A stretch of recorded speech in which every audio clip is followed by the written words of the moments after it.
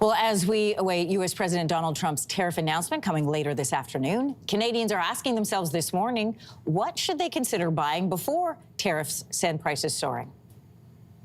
The president will be addressing the decades of unfair trade practices that have ripped our country off and American workers off. It has hollowed out our middle class. It has destroyed our heartland, and the president is focused on reshifting our global economy to ensure that America is once again the manufacturing superpower of the world.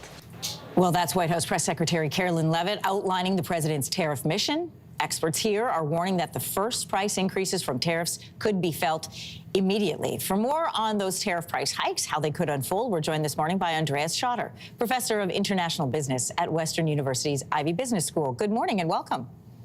Good morning. Thank you for having me. So we won't know until this afternoon the full details of what this plan looks like, but what products could become more expensive first?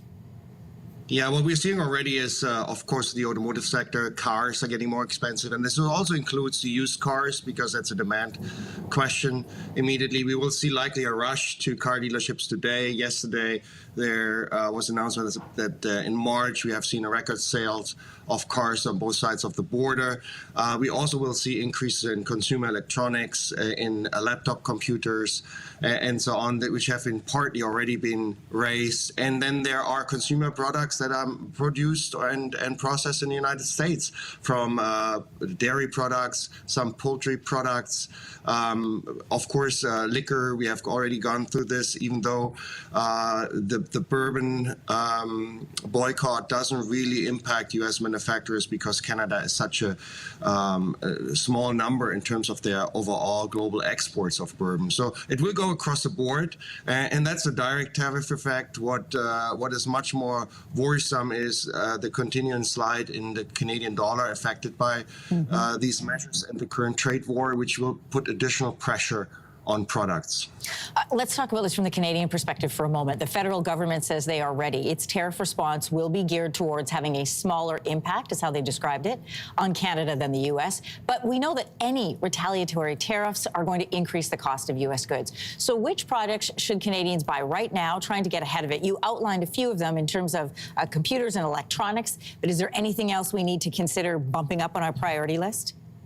Yeah, so this is a different story compared to COVID. COVID was a supply squeeze. You know, companies were not producing anymore, and there was a lower demand. This is just a price squeeze. So what we will see is that retailers, in particular, start to stock less product post-tariff. So there may be issues around supply when it comes to crossing the border, but there's generally no shortage of products. So we will see price increases across the board, anywhere between 10% and 50%, depending on how much of the value add is happening in the United States. Another product is gas. Gas, we will see gas increases, not because of counter tariffs, but because of the, again, inflationary pressure on the currency. And this already happened again yesterday, where gas prices have reacted to inflation. Particular products, I don't see the need to stock up for more than maybe a week or two. And if this tariff war lingers, I mean, you cannot buy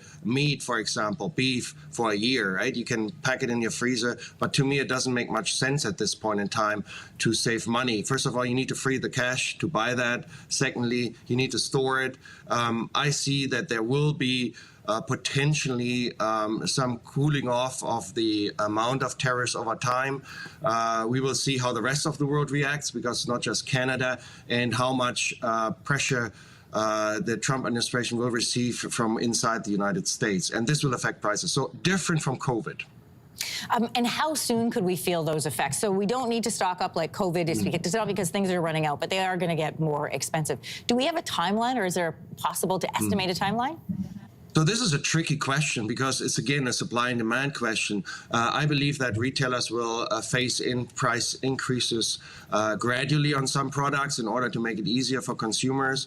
Then it'll also be how quickly will they adjust prices, depends on their sales in the store, because the retailers feel the pressure as well. So this will be It's not a cat and mouse game. It's maybe the wrong similarity here, but we will see this play out in a rather erratic way over the next few weeks, depending until when the stock of products will be reduced to a point where they have to restock the product for supply in the stores. So I see some prices increase that have less of a price sensitivity. Some of the non-essential products, for example, it might be that chicken, for example, will not see price increase so much as beef. Beef may see further higher price increases because simply it's a higher value, higher cost protein that is being bought by people with more disposable income, while chicken may be slower. There's also a large chicken production in Canada, for example. But the produced products are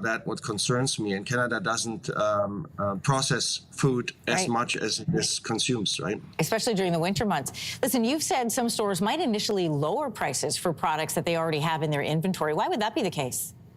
Well, the reason is that consumers are starting to buy less, right? You just have to go to the supermarket and watch what people do. They walk through the aisles very differently. They're not just grabbing and throwing in their cart. They're putting products back. They look very carefully where the product comes from, how much it costs, and they go more to house brands in particular, right? To the no labels. You see that already, and you see this is the best picture you have on right now, right? This is happening. Well, this is not the Thanksgiving rush. This is just people being very careful what they're buying. Right? Yeah. Choosing to buy Canadian, or at least not American. Professor Andreas Schotter with the International Business at Western University's Ivey Business School. Great to have you on this morning. Thanks for the conversation. Thank you. If you like that video, make sure to subscribe to the Your Morning YouTube feed, where you can find all kinds of new content posted every weekday morning.